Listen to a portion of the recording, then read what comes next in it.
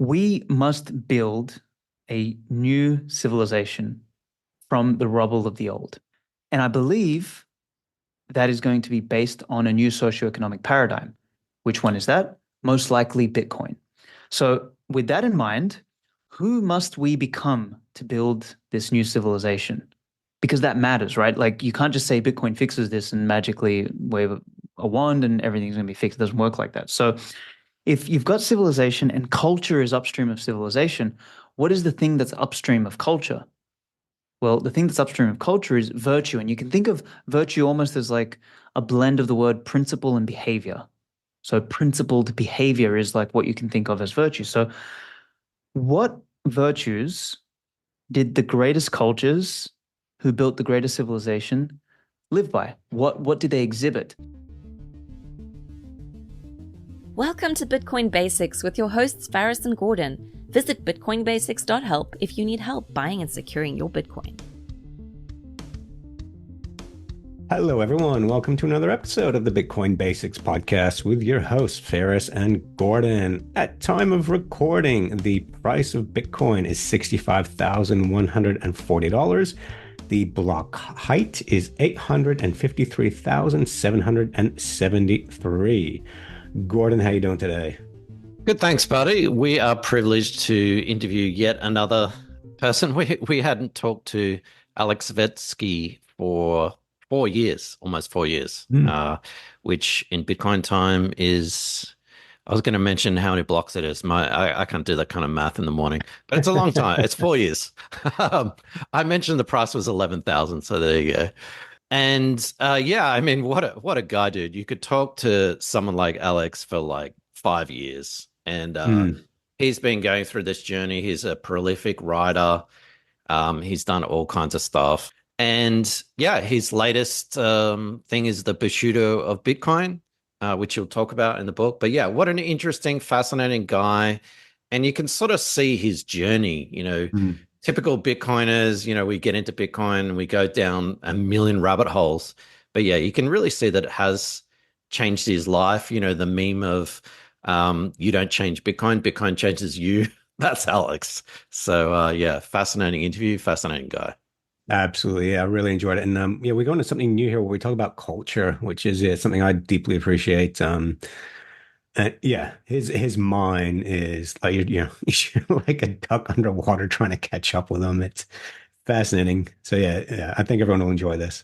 Yeah, so we mentioned quite a lot of projects, websites, resources, all that kind of stuff. That obviously that will be in the show notes in the description. So check that out. And yeah, please go grab Alex's book. I'll be doing the same, and that will be my reading for the next. Well, actually, does he have an audiobook version, Faris? I can't read nowadays. I have to listen. He mentioned audiobooks. So yeah, just with that, there is actually a time on this. So there's an opportunity for our listeners. As soon as this episode comes out, just go to bushidoofbitcoin.com.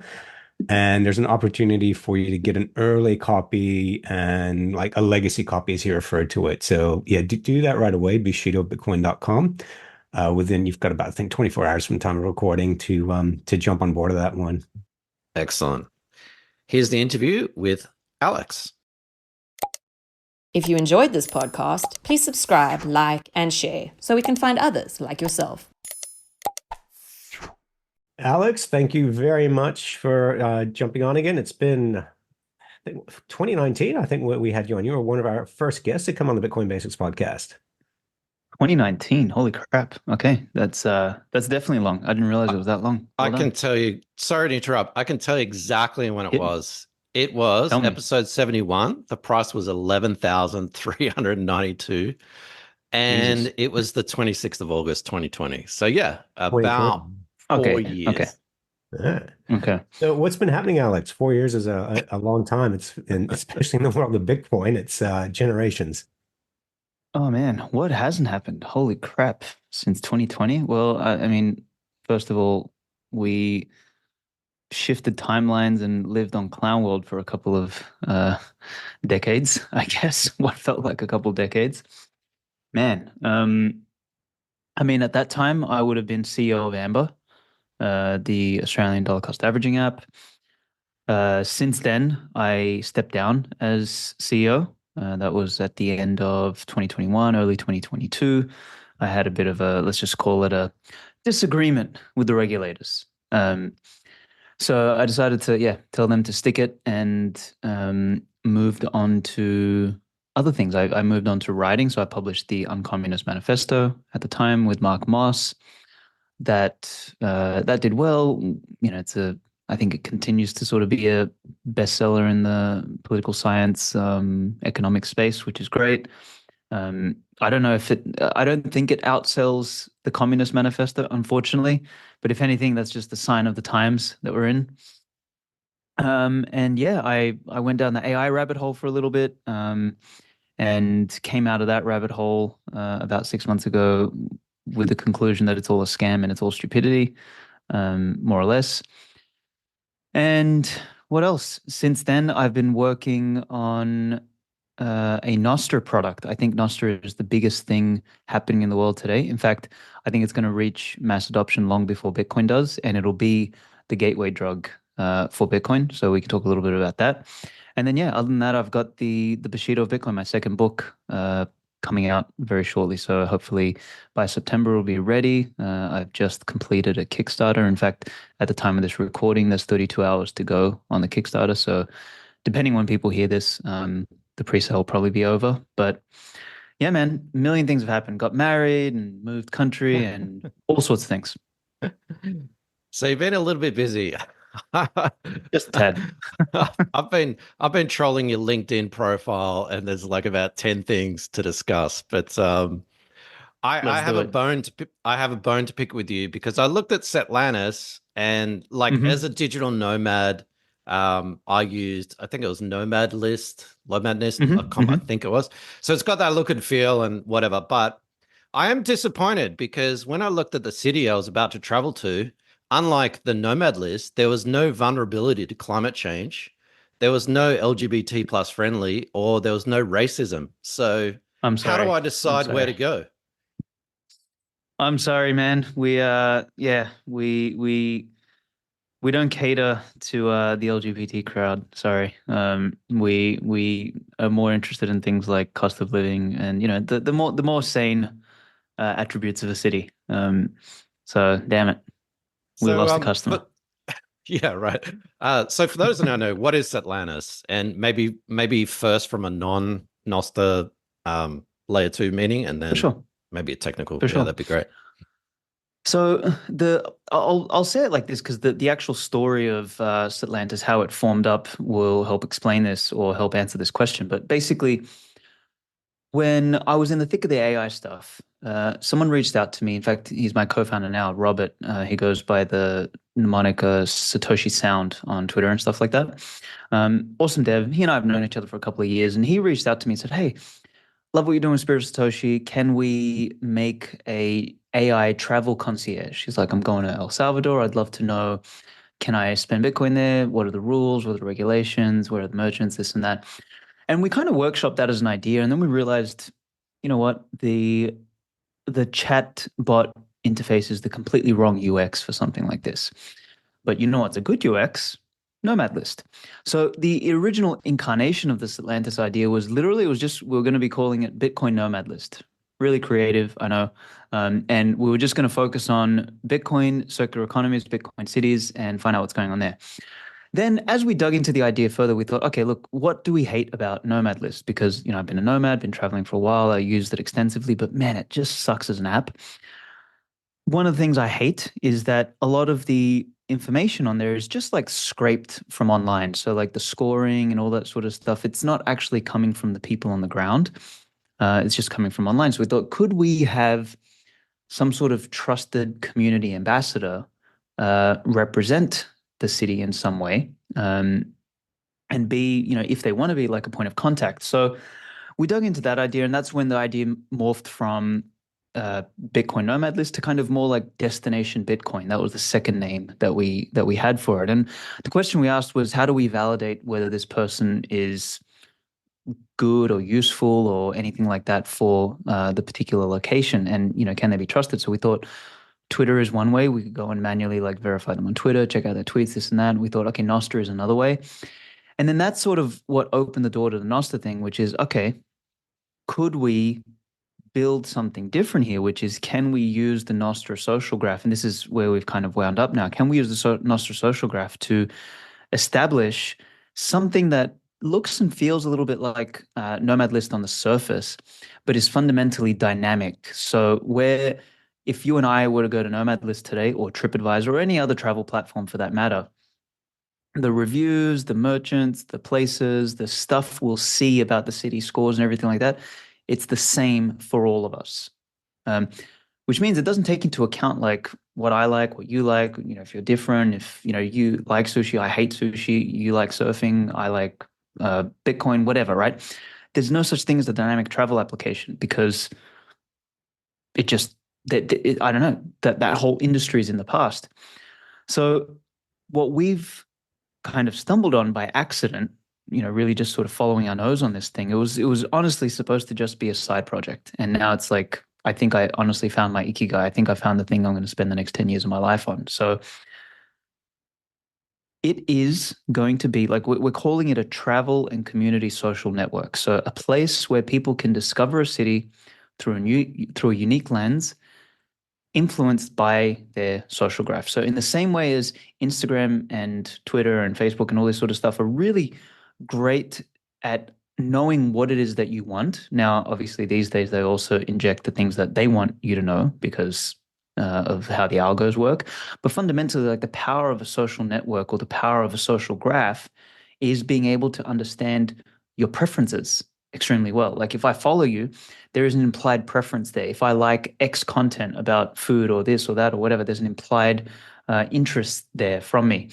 So if you could use the power of that stuff and apply it to an application such as travel or nomading or community building and stuff like that, you have the makings of something extraordinarily powerful that doesn't currently exist. And I know you asked me not to go into the Nostr piece, but this is essentially what Nostr enables, and we can talk about how that technically happens. But yeah, that's essentially what Satlantis is. It's an attempt to build something new that is almost like a blend of TripAdvisor, Nomad List, Google Maps, and Instagram. So like, if you could marry all of those together, that's essentially what this is. Yeah, for people like me and probably Faris as well, travel a lot. We've used Nova. I wouldn't say the interface is amazing, but the interface is okay. The problem is with the content, and you just addressed why that's an issue. I've been traveling without doxing myself throughout Southeast Asia, and people just bomb the reviews. There's one guy who's created 10 accounts at one particular city, different names or whatever, and he's just completely skewed all the metrics for that particular place. And that makes that place useless. Like, when you look at the stuff, and then, as you said, you got to go to TripAdvisor and you got to cross-reference all that sort of stuff as well. So without going into Nostr, feel free if you want to do that.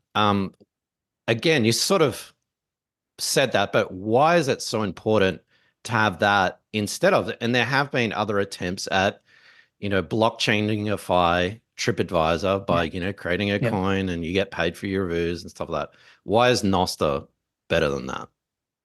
Yeah, so what we're going to completely avoid doing is paying people for reviews and doing all that kind of crap, because that's easily gamed. The big challenge with trying to use blockchains, quote unquote, for any application like this, and this is where Nostr is so much better, is that when you create a blockchain network, you have to, within the network itself, bake in an economic model, because there's no way to keep the quote unquote blockchain network secure or immutable, which is the whole point of doing a blockchain network, right?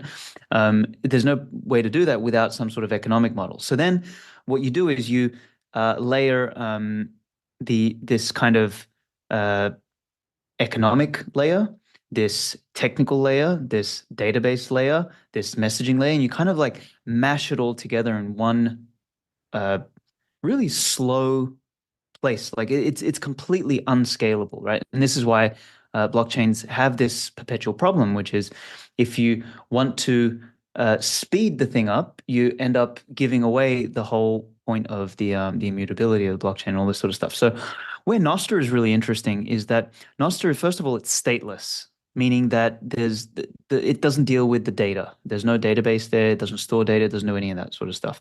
Nostr is like this beautiful, elegant identity layer on top of the internet. So that's the best way to sort of think about it. And it uses a public-private key pair for your identity. And this is not new. People have been talking about like decentralized identifiers for ages, right? Like it's a decade or two old, right? It's always been the dream. I don't think it's happened until now because Bitcoin kind of opened the door to make this idea of a public-private key pair palatable to us. So I think Bitcoin in many ways had to come first. Now with Nostr, you've got this identity that's a public-private key pair, which means you own your identity. You're not logging into anything anymore. You're more like, in fact, the concept of a login probably goes out the window. It's more like now you unlock an application with your key, right? And it's your identity. It's your it's transportable across this new web. But the really cool thing about Nostr is you can append or you can associate metadata to your identity. And specifically, that metadata could be your profile photo, a description about you, who you follow, who follows you, so a social graph. And that you can carry around with you. Now, Nostr handles that piece extremely well. And then for data, it just basically offloads that onto this network of relays, which I guess to some degree fall under the Nostr banner. But those relays can store the data in whatever way they want. If they want to use AWS, they can. If that relay wants to be a home computer, it can be. If it wants to use Google Cloud, it can be that. If it wants to use just some VPS randomly somewhere, it can be that. If it wants to use IPFS or whatever, like it can use anything. So which means the data is sorted out by the market, which is the right decentralization mechanism for data storage. There's no like Bitcoin type mechanism for data storage. So you've got that sorted out. And then the monetary layer, the incentivization component, is offloaded onto Bitcoin. So like with all great engineering systems, you have specializations in layers. And that's what we've got here. Like if you look at what the internet was, you had this 4-layer stack essentially. You've got the base stack, the Ethernet, the cable, the layers stack. You've got TCP, then you have IP, and then you have the application stack where HTTPS and all that sort of stuff lives. So you've got this 4 protocols that form the internet. With Nostr and Bitcoin, you have a monetary protocol, and then you have an identity protocol where the social graph lives. And on top of that, you can build a whole suite of new applications that you just couldn't do before on the previous internet stack, which was just 4 layers. The previous internet stack gave us everything from Amazon to Google and Uber and all this sort of stuff, which is fantastic, and it's extremely broad.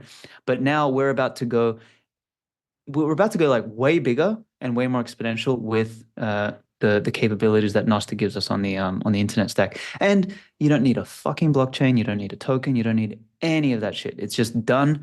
Bitcoin takes care of the money, Nostr takes care of the identity and the social graph. The rest of the internet takes care of everything else. Home and host. Yeah, we had Jimmy Song on about this time last year explaining Nostr to our audience. And I like what you said. I can't remember exactly how you put it, but you're unlocking the application. I think most people that come across Nostr just kind of see it as a decentralized Twitter, but you're looking at it from a lot more than that. Is that what you said earlier on? This is what you see yourself working on for the next 10 years? Yeah. So the way I perceive Nostr is, as I said, it's got nothing to do with decentralized Twitter.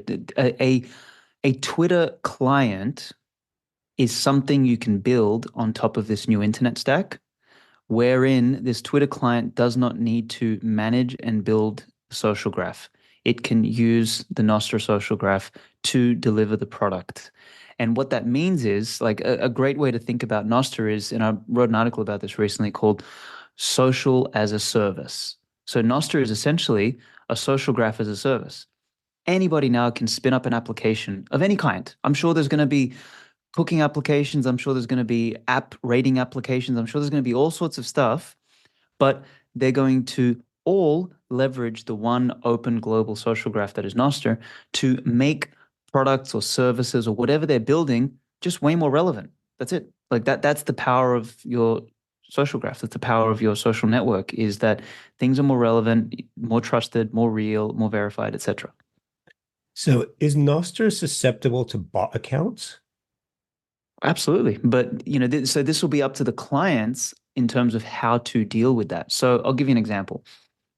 On Satlantis, let's say, we're going to be, let me give you one framework in terms of how to think about this, and then I'll give the example. So you can view Nostr almost as as a house, and all of the clients are a different window looking into the house. So different clients will have a different lens on the data in there, right? And some of these windows just might not see a particular room where there's all sorts of weird stuff going on, right? And some, windows might be just directly in that room where there's all sorts of weird shenanigans going on. So I'm sure there's going to be porn applications. There'll be all sorts of stuff on Nostr. But essentially, this window, this curated view, is going to be controlled by the client, right? So the application that is built on top of Nostr.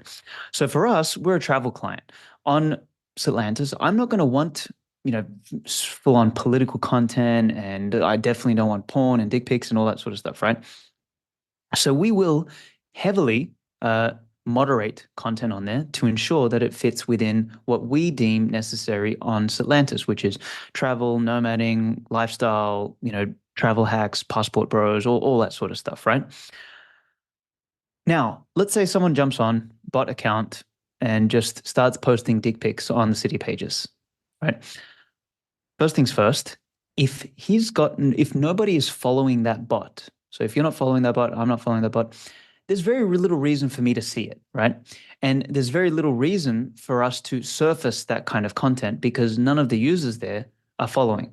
So it's very easy to start to build web of trust logic, essentially, that just allows the bots to do whatever the fuck they want to do, but it's just not surfaced, and we don't even store it on our relay because we don't want to clog up our relay with nonsense, right? So an account would have to go and essentially, and this is probably one of the useful things for our application specifically, is that if you want to join a community on Satlantis, you want to join a city, all that sort of stuff, in some way you're actually almost, I don't want to say use the word forced, but in some ways forced to actually go and meet somebody, make a friend, and have them follow you. So that way you actually got a realness score, so that when you start posting stuff, you can come up. Now, let's say you do find a way to get some followers and you decide to be a troll and start just posting dick pics again. The city ambassadors have the power to basically censor your content, so they can, what's the word? Take it down. They can, so through moderation. And if they want to, they can report you to us. And now we can ban your NPub from Satlantis. Now, that doesn't mean we can take away your followers on Nostr, and that doesn't mean your content is not available on other applications. It is, and I'm sure there's going to be a Nostr application that's all about dick pics, and you might be an influencer over there, but none of your stuff is going to be visible on Satlantis specifically. So it's a bit of a brain teaser, because this is not how applications work today. You do that on Instagram, you get banned, you lose all your followers, you lose your audience, you lose everything.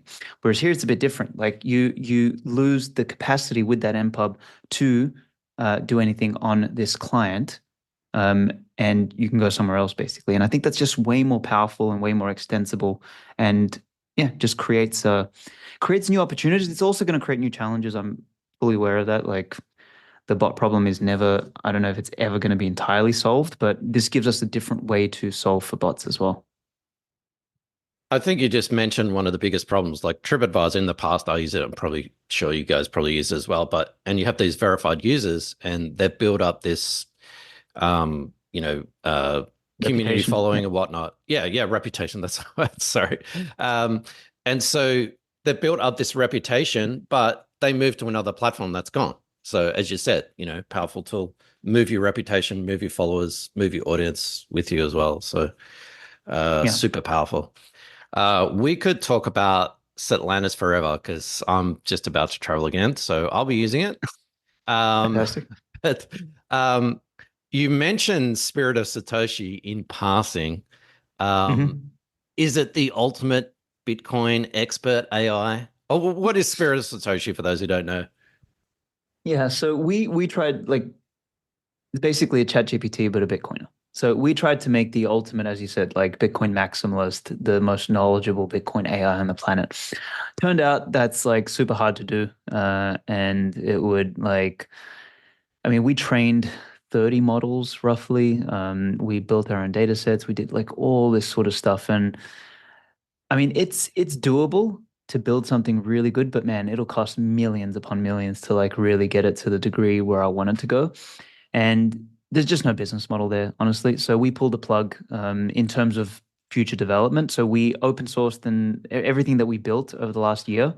We open sourced it earlier in the year, and we put it up on Hugging Face, so anybody can download it. They can run a local model. It's a 7B, so it's not super powerful. It's not like ChatGPT level, but it's quite good. And it by default will tell you inflation is bad. It by default will even do some interesting things like, it was trolling Biden and stuff like that, which was really interesting. So, that stuff must have come out from the content we were structuring and feeding to the model. So really interesting. I don't want to call it emergent properties, but there was definitely something there which made the model more of a Bitcoiner by default without you having to prompt your way into it.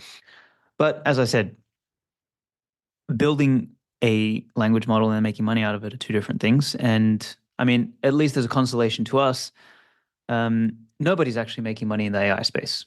Literally nobody. Or I should say, nobody running models is making money. So the only there's two types of companies making money in the AI space. There is the compute providers, so either NVIDIA, who's making the compute, or Google, Amazon, Microsoft, who's selling it in cloud form, and the data annotators like Scale AI and other places like that, who basically bill. So they'll come to someone like us, and they will bill us thousands or millions of dollars. Like, for example, I think their contract with OpenAI for doing GPT-3 was something like fucking $200 million or whatever, to basically annotate and structure data that goes then into training the model. So in fact, a lot of people don't realize the pre-work is where 80% of the cost goes in training a model, and then the last 20% goes in actually training the model. So no one's actually making money. And then like the economics also don't make sense when you're running a model, because like traditional software, the marginal cost of adding a user is zero, whereas the marginal cost of serving a user with a language model is higher usually than what they're willing to pay you. So even though some of us are paying $20 a month for ChatGPT, if we're using it daily, we're using like hundreds of dollars worth of compute for that model. Like the economics don't make sense, which is why everyone in that space is going bust, other than the guys selling compute. But even they're going to be in trouble in the next 12 to 18 months, because once all the startups go broke, then who's going to buy the compute? There's going to be all sorts of GPUs lying around everywhere. So Nvidia is going to be a great short sometime in the next year or two. FYI, not financial advice. But anyway, to sum it up, yeah, we attempted to build the ultimate Bitcoin maximalist. We got 80% of the way there, or even 90% of the way there. But that last 10% is probably 100 times more expensive than what it took to get to the first 90%. And that's very common with AI stuff. And yeah, we open sourced it, finished that up. And then that's actually what led us to Satlantis by accident. And we just pivoted the whole company after a couple months, and we found that the Satlantis thing just made so much more sense. And Nostr to me is just so much more exciting as well. Yeah, Gordon's gone down the Nostr rabbit hole recently, and yeah, I think that's something I can do for a whole nother episode too. You're quite a prolific writer, and you've got a new book coming out as well, don't you, at the moment, Aleks? Yes, the Bushido of Bitcoin. Tell us about that. So, the genesis of the idea of the book was a podcast I recorded with Eric Kaysen back in, just over 2 years ago now. And the podcast itself was called Bushido of Bitcoin. And on the podcast, I think it's like number 60 something from my old Wake Up podcast. On there, we discussed a book written by an author called James Clavell, called Shogun, which is now I think they did a series out of it. Well, not I think, they did do a series out of it. And Yeah, granted, the book. series was, it was fantastic. Yeah. The book is even better for anyone that's interested. And my opinion is get the audio book, and like the narrator is like a 10 out of 10. Absolutely fucking incredible. So just a funny story is, I first listened to this book when I was in Germany during the lockdowns. It was actually probably around the time when we did that first podcast actually, because it would have been somewhere between August to October, so somewhere in that time period. And I just remember listening to this book, and just it transports you back to 1600s Japan, where you had this warring states period where the real character in real life is a guy called Tokugawa Ieyasu, and he's the guy who ends up unifying Japan. But in the book, it's a historic fiction. So the book is accurate in terms of the history of the period, but the characters themselves are a little bit more fictionalized. So I'm listening to this book, and there's like seppuku, and like where they ritual suicide, and there's like the honor and the integrity, and there's like just the militant strength of this culture. And then I go outside, and there's people walking around with masks on the street, and I was like, "Fucking God, why have you forsaken me? Like, what's going on here?" Like, and I just remember like the book I think had an extra impact on me. And it reignited my passion for history, because when I was young, like the first book I read was Plutarch's Alexander, and that was given to me by my uncle, who was a bit of a historian. And I was very interested in history when I was young, particularly like Macedonian history, Greco-Macedonian, Roman history, like that period. And going down the samurai rabbit hole was really interesting. I did the Miyamoto Musashi, the Book of Five Rings, and all this sort of other stuff. And anyway, this idea, as I said a little while later with Eric Kaysen, hit me, and the original genesis of the book then was this idea that, hey, could I look at the Japanese Bushido, which means way of the warrior, or was the code that the samurais sought to live by, like a code of virtue, things like you live by justice, by courage, by compassion, etc. It's sort of like generally 8 virtues. Could I look at that code, and what's its relationship to the way Bitcoiners live? So that was the original incarnation of the book.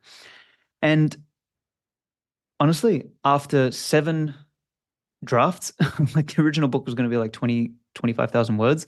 I'm at like 130,000 words.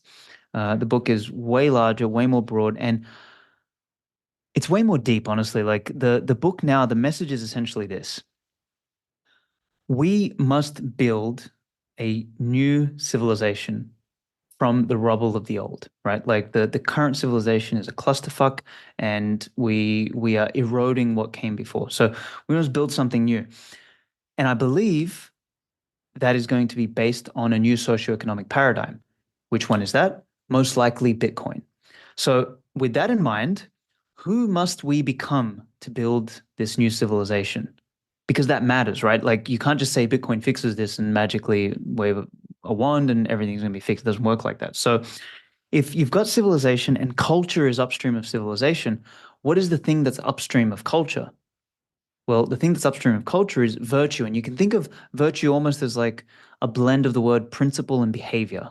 So principled behavior is like what you can think of as virtue. So what virtues did the greatest cultures who built the greatest civilization live by? What did they exhibit?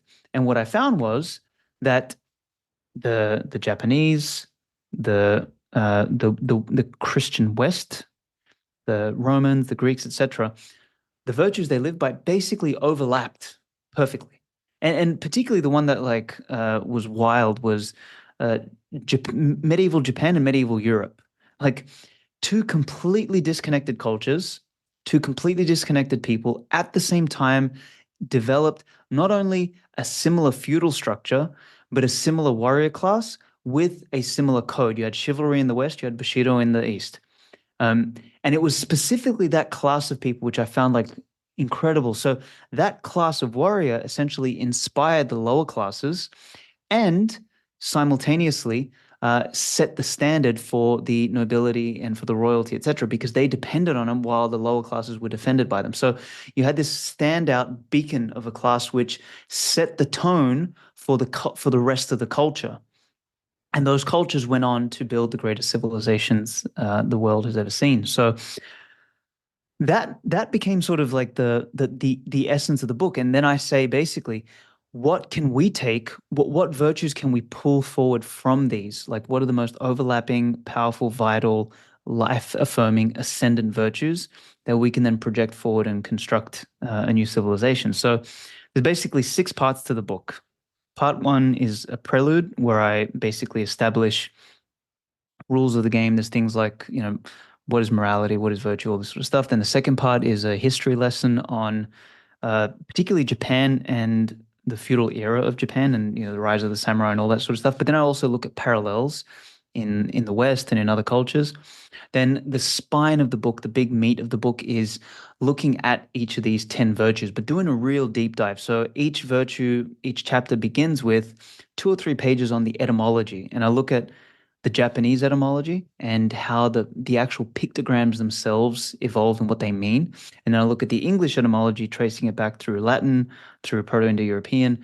And man, that's another like fascinating thing that I found, is that these completely disparate languages with completely disparate roots, the basis of the words of excellence in Japanese and excellence in English mean the same fucking thing. Like just wild quote unquote coincidences, which aren't coincidences.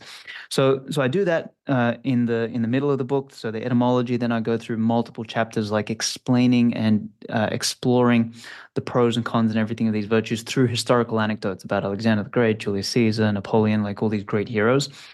And then I do a whole section on integration, where I look at what are the challenges of integrating these lessons or these virtues in culture. So I look at the mismatch between civilian military culture and all that sort of stuff, in governance, in wealth. Like I ask the big questions like, does wealth ultimately corrupt and decay civilization? And are we going to be forever committing that cycle? Then I look at seasons and cycles.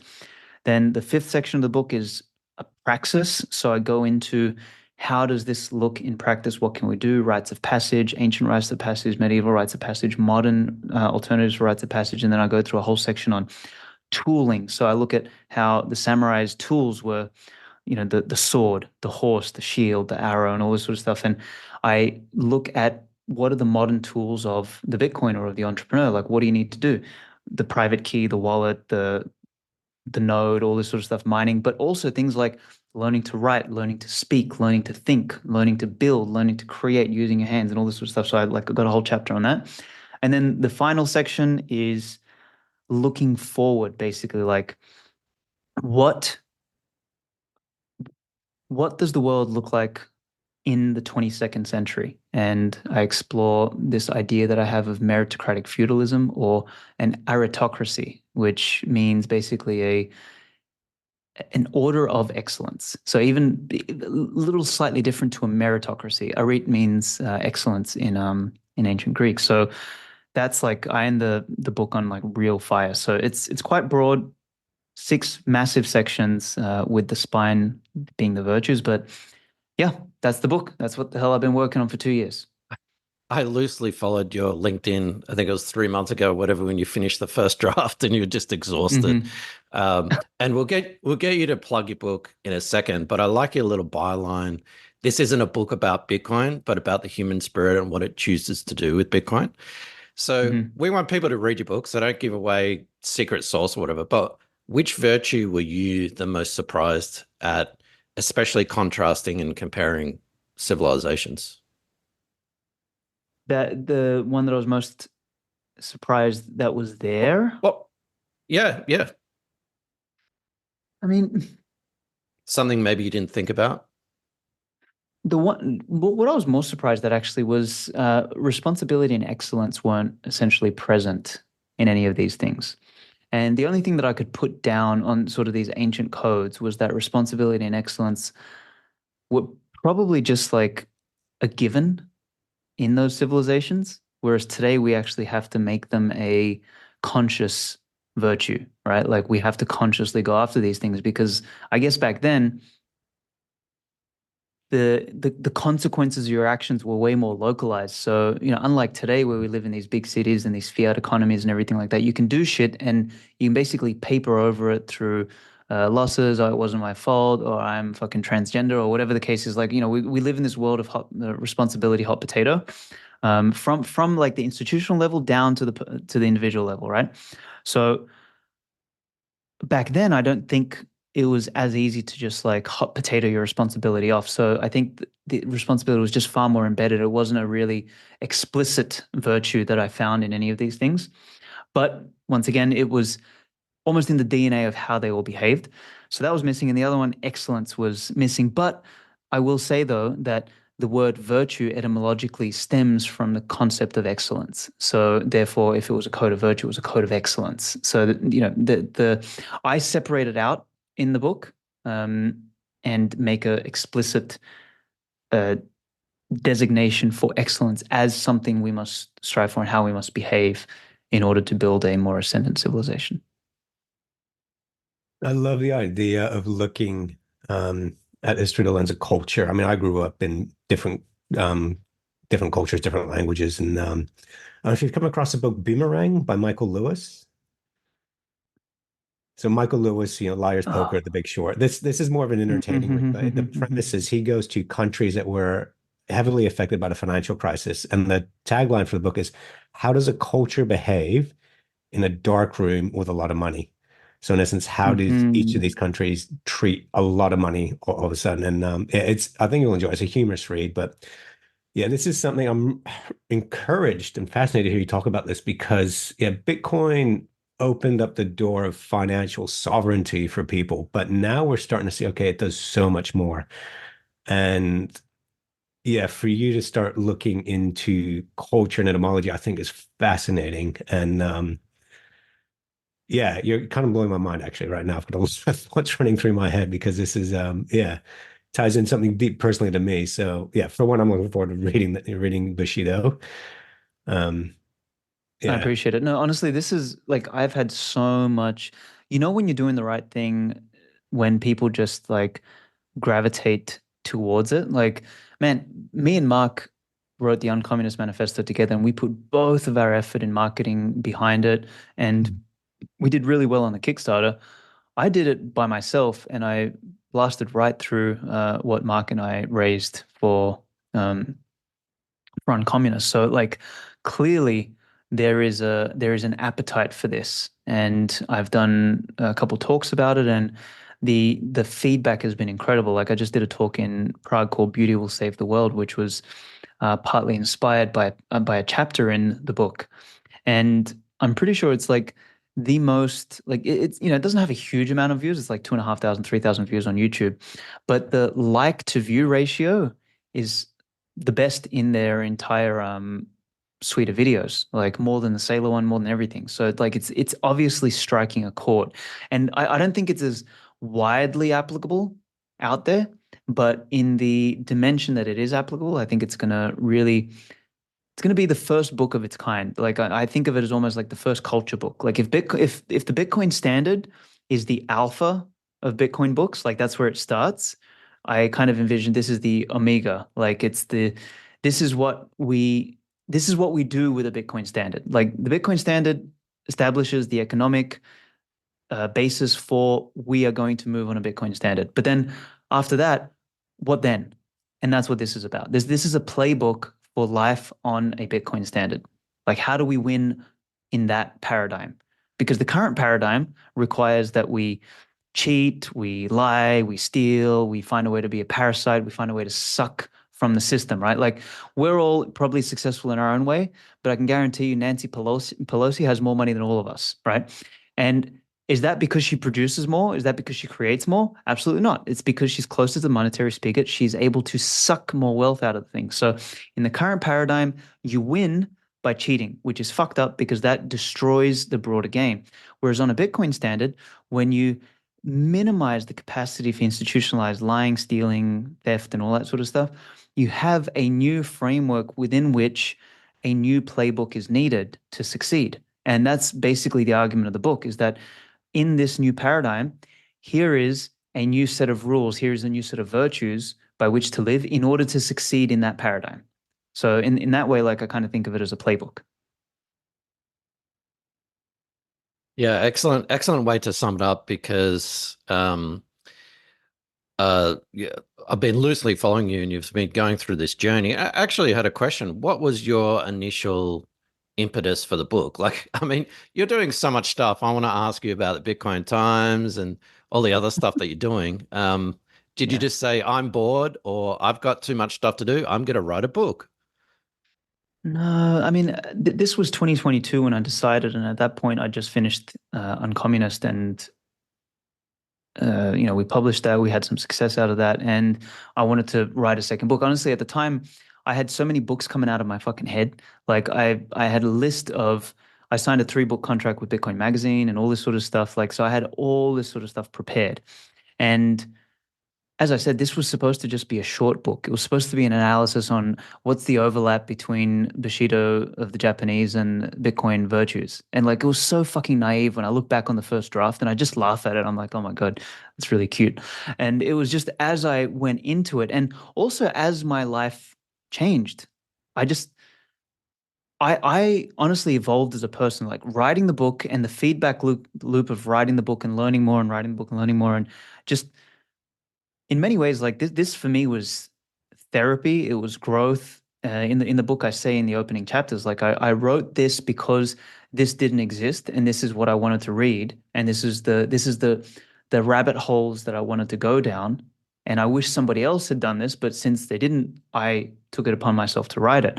And along the way, I became way more optimistic. In fact, I went back recently and looked at, I think it was the third draft or something like that, and it was way more pessimistic, and it was way more longing for a past that was long gone. Oh, longing for the medieval past, the feudal past, like, the periods of greatness.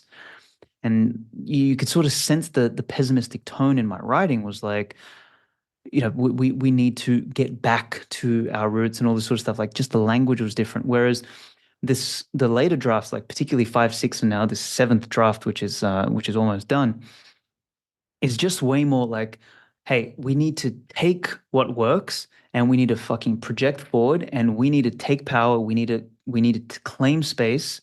We need to build. We need to construct, and we basically need to, like one of the chapters in there talks about power. It's like we've been convinced that power is evil, that power corrupts, and all this fucking shit, which is bullshit because power is agnostic, and it's incumbent on those with the strength to wield it to do so. If they do not, they leave a vacuum for the parasites to come in. And for the parasites, the end is power. Whereas for the strong, for the beautiful, for the noble, those people, power is a means to an end. And that greater end is ascendant civilization, beauty, creation, building, etc. Right. So by abdicating our responsibility to wield power or to channel it, we've left a gap for the scum of the earth to lead things, and we wonder why things are so bad, right? So the energy of me and the book completely shifted, particularly over the last, I would say, 9 to 12 months.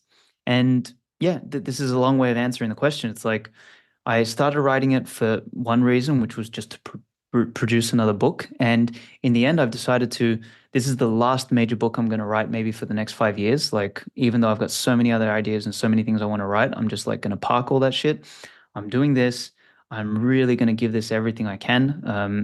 And then I'm going to be just talking about this on a consistent basis with anybody that wants to fucking listen. And I have a feeling this will be one of those like cultural books that does spread quite wide, in the same way as the Bitcoin Standard did. And at the same time, I'm going to be working on the Ikigai Satlantis. Everything else, I'm winding up, I'm closing off, I'm passing on to somebody else, whatever. Like, this is it. That's like, I found the two things. My personal passion is the Bushido. My professional vocation, Ikigai, is Satlantis, and that's it. Like, I'm done with everything else. You say all that, but you're going to start a new book tomorrow, aren't you? You're going to write something else. Dude, I've got like 4 other half-written books, honestly. Like, that's how much shit I've got.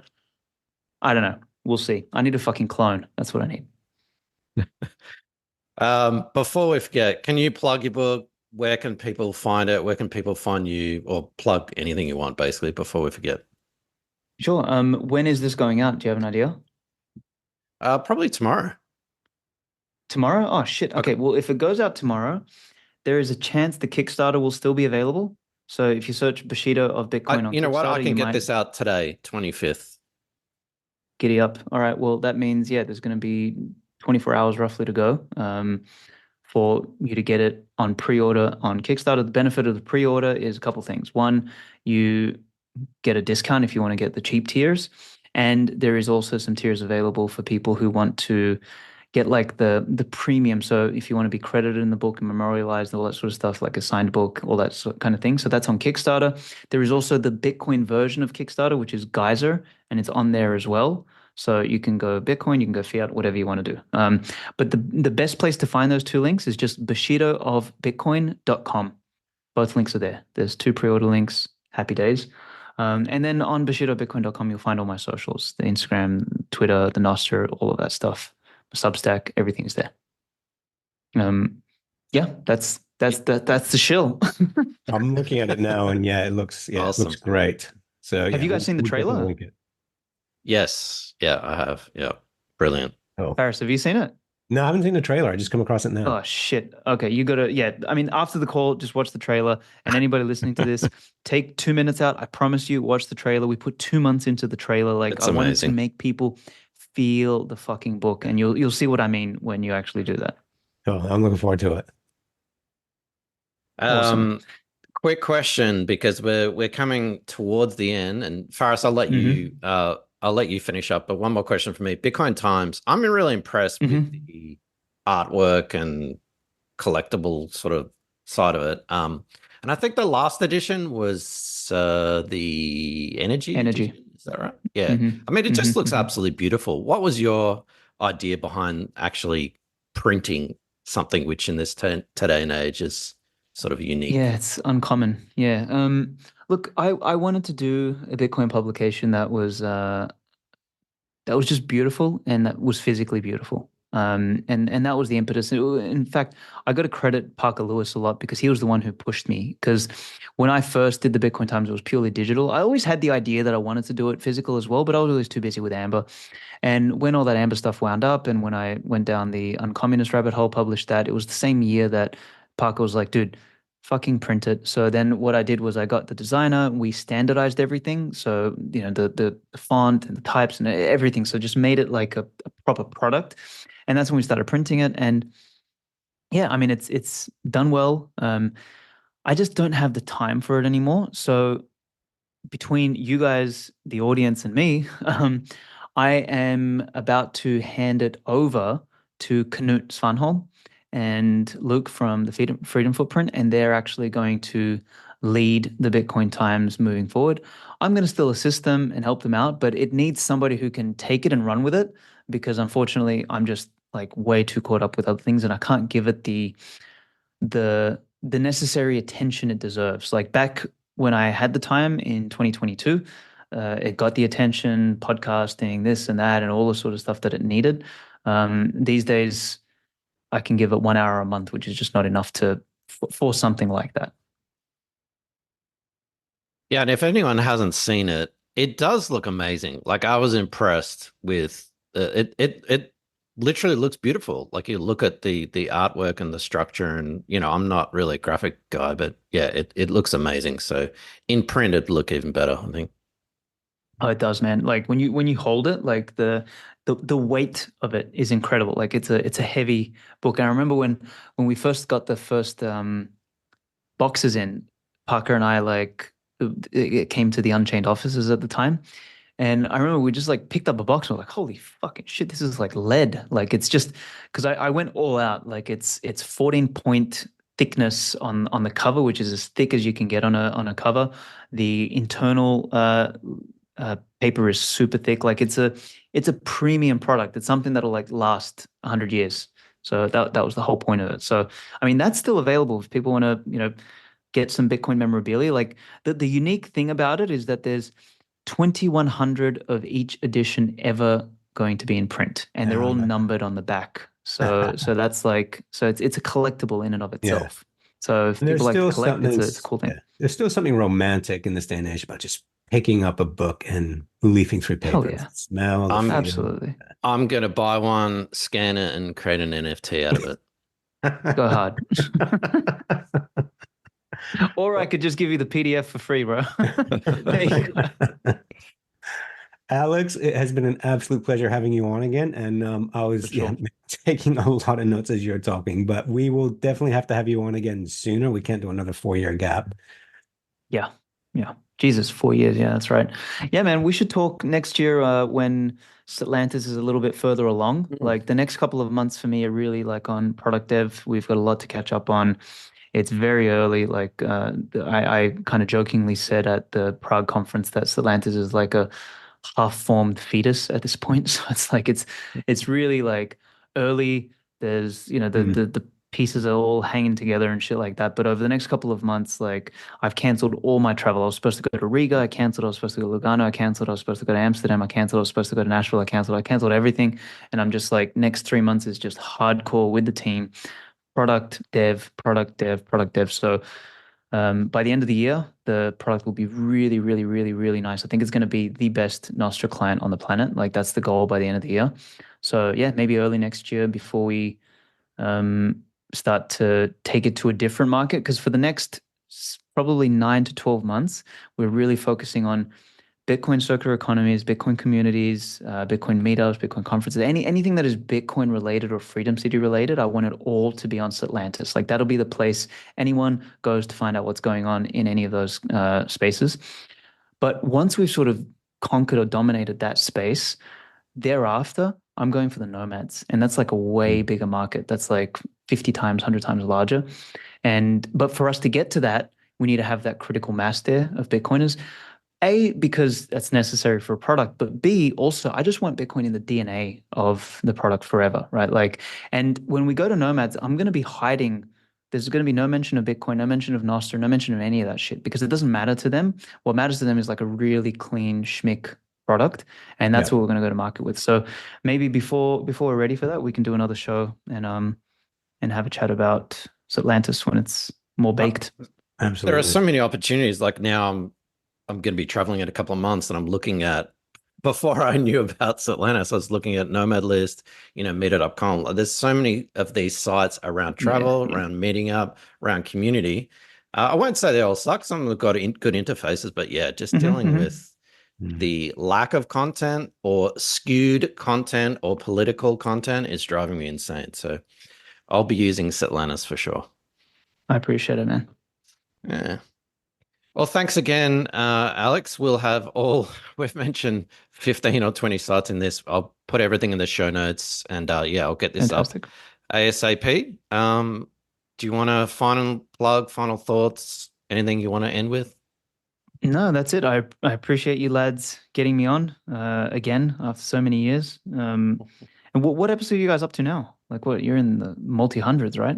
Yeah, this will be 202. 202. Okay, I thought you would have been a little bit higher after 4 years. Okay. No, well done, gents. Keep it up. Yeah, thanks. Thank you for having me on. Really enjoyed the conversation and look forward to doing it again. And yeah, if anyone out there wants to reach out, whatever, my DMs are always open. Nostr, Twitter, whatever. They're probably the two primaries that I'm on. I'm also on Instagram a little bit, but not as active there. So yeah, thank you. Thank you for everyone for listening, and hope whether they get the book or use anything that I've ever built. Hope you enjoy it and shoot me some feedback anytime. Thank you, Aleks. Absolute pleasure. Thanks, Aleks. Thanks, boys. Thanks for watching or listening. If you enjoyed this podcast, please like, subscribe, and share so we can spread this educational content to others like yourself. Visit bitcoinbasics.help. Disclaimer. Any content provided by CoinCompass is for educational and informational purposes only and is not investment, legal, tax, or any other professional advice. A qualified professional should be consulted before making any financial decisions. CoinCompass will at times recommend certain products, services, and technologies, but these are opinions based upon our own or podcast guests' experience and not endorsements. We take no liability for out-of-date or inaccurate information, software bugs, manufacturing errors, technology misuse, or issues involving third parties. Visit coincompass.com for more information and please contact us.